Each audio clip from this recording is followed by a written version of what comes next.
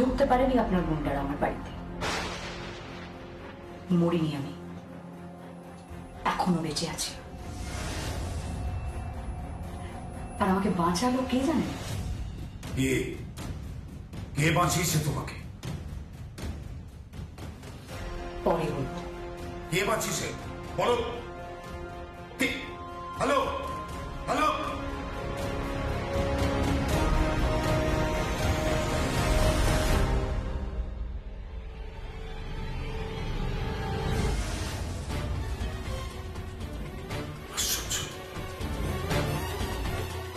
কে বাঁচালো তাৎক্ষণিক? কে? যমুনা কোথায় গিয়েছিলি? বাবা আমি একটু বেরিয়েছিলাম। ও, তো গাড়ি নিয়ে গেলি না কেন? আসলে বাবা আপনার ছেলে বাড়ির গাড়ি নিয়ে আর্যাদের পৌঁছতে গেছে, তাই। কি মুশকিল। আচ্ছা, আমাদের কি একটাই গাড়ি রয়েছে? আরো তো গাড়ি রয়েছে, আর তাছাড়া ড্রাইভারও তো ছিল। না, আজকে ড্রাইভার আসেনি। ও, তাহলে কাকাইকে বললি না কেন? আর সঞ্জয়ও তো ছিল, সঞ্জয়কে বলে সঞ্জয় তো পৌঁছে দিত। না মানে বাবা, বাবা আপনি বসুন না বাবা, আমি আপনার জন্য খাবারের ব্যবস্থা করছি, আপনি বসুন। কোথায় গেছিলি বললি না তো? বাবা আমি একটা কাজে গেছিলাম। কি কাজ বলতো? এসব কথা থাক না বাবা, আমাকে মাফ করবেন। আপনি বসুন, আমি আপনার খাবারের ব্যবস্থা করছি। এসব কথা থাক। তুই কিন্তু আমাকে ইগনোর করছিস যমুনা। এ কি বলছেন বাবা? আমি আপনাকে ইগনোর করব? তা হয় নাকি? আপনি আমার শ্বশুর মশাই, আমার পিতৃতুল্য।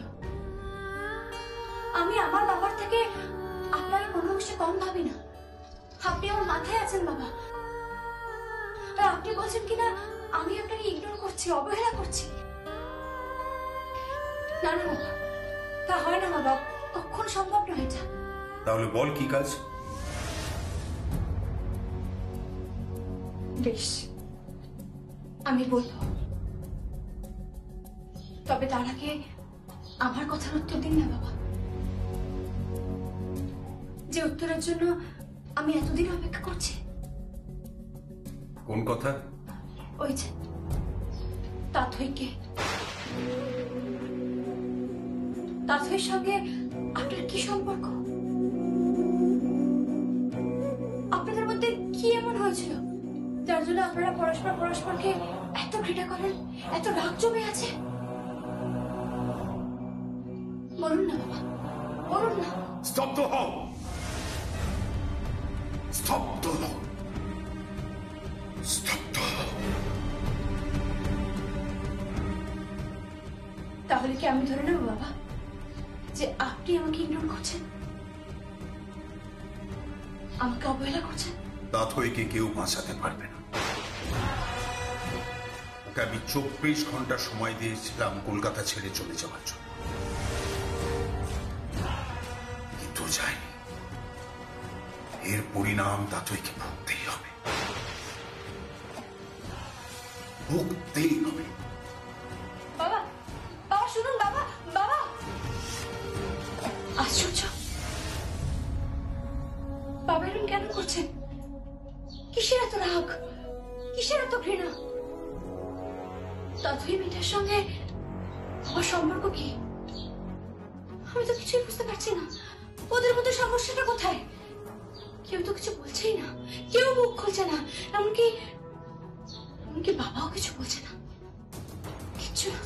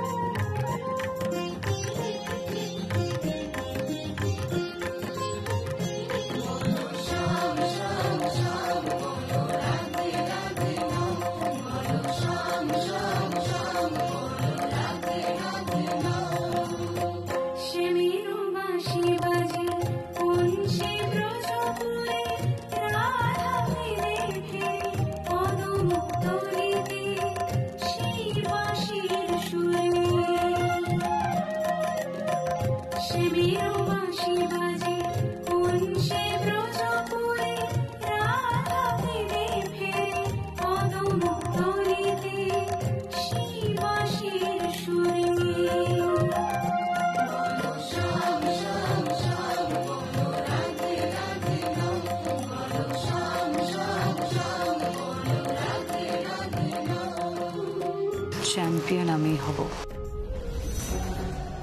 কারণ সব কিছুর জবাব দিতে চ্যাম্পিয়ন আমাকেই হতে হবে।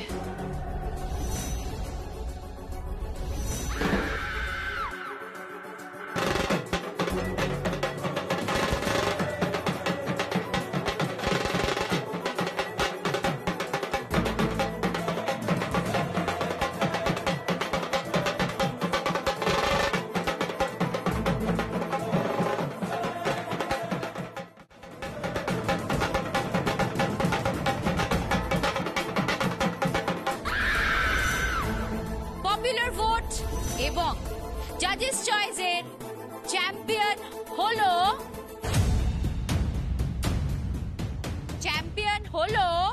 যমুনা ঢাকি।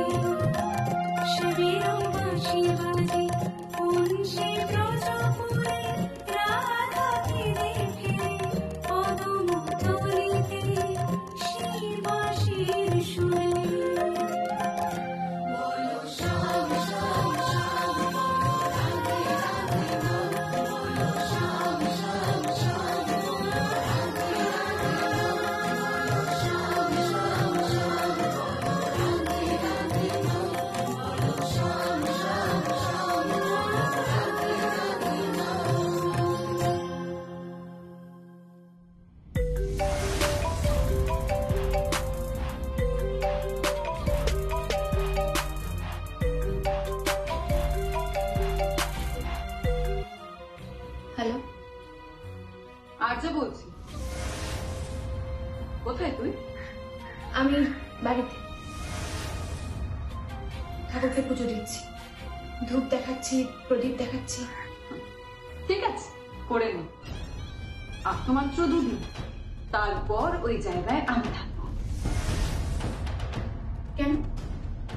মানে তুমি থাকবে কি করে? কেন থাকবো? তোর ফোনে একটা ছবি পাঠিয়েছি, খুলে দেখ। অবশ্য ছবিটা আরেকজনকেও পাঠানো হয়েছে, সে বোধহয় তোকে দেখাতে একটু দ্বিধাবোধ করছে, তাই ভাবলাম তোকে ছবিটা সরাসরি পাঠিয়ে দিই। কিসের ছবি? আরে বাবা, ফোনটা খুলে দেখ না।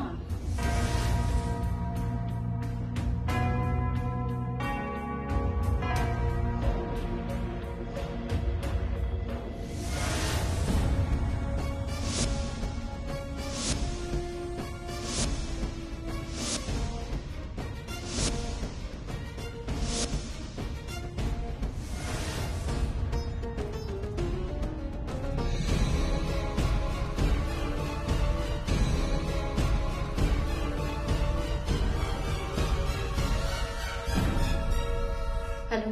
হ্যাঁ যমুনা, দেখলি তোর বরের সাথে আমার ঘনিষ্ঠতা কতটা, আমরা কতটা ক্লোজ। আসলে সঙ্গীত না তোর সামনে একরকম আর তোর পেছনে একরকম। আফটার অল পুরুষ জাত তো, ফুলও রাখছে, শ্যামও রাখছে। আর যা, ওই ছবিটা দেখলে না একটা বাচ্চা ছেলেও বুঝতে পারে যে ছবিটা সত্যি নয়, ওটা মিথ্যে। আর সেখানে তো আমিও স্ত্রী, আমি সঙ্গীত রায় স্ত্রী যমুনা রায়, তুমি সেটা ভুলে যাচ্ছ। আমার তো ভাবতে অবাক লাগছে আচ্ছা যে তুমি রকিটাকে বিয়ে করে রকিটার স্ত্রী হয়ে নিজের ভাসুরের গায়ে ঢলে ঢলে পড়ছো। আমি কল্পনা করতে পারছি না, অবশ্য সেটা আমার ভুল, কল্পনা করতে না পারাটা আমার ভুল। তোমার চরিত্রের যা অবস্থা, তাতে যদি সার্টিফিকেট দেওয়া হয় তাহলে তো পেনের কালিও ফুরবে না। আচ্ছা হ্যাঁ গো, পেনের কালিও ফুরবে না। যত খারাপ খারাপ কথা আছে সব তোমার ওই সার্টিফিকেটে চয়ন করা যায় তোমার জন্য। যমুনা, চোখ রাঙাবে না। আচ্ছা একদম আমাকে চোখ রাঙাবে না। নিজের সম্ভ্রম, নিজের মান নিজের কাছে রাখতে শেখো। তুমি সেগুলো শিখে উঠতে পারো না। ভুলে যেও না যে তুমি এই বাড়ির বউ, তুমি যাত্রা বাড়ির বউ না, তুমি এই রায় পরিবারের বউ, কেদার রায় পরিবারের বউ। তুমি সেটা ভুলে যেও না। তোমারও অনেক দায়িত্ব, সেগুলোকে পালন করতে শেখো।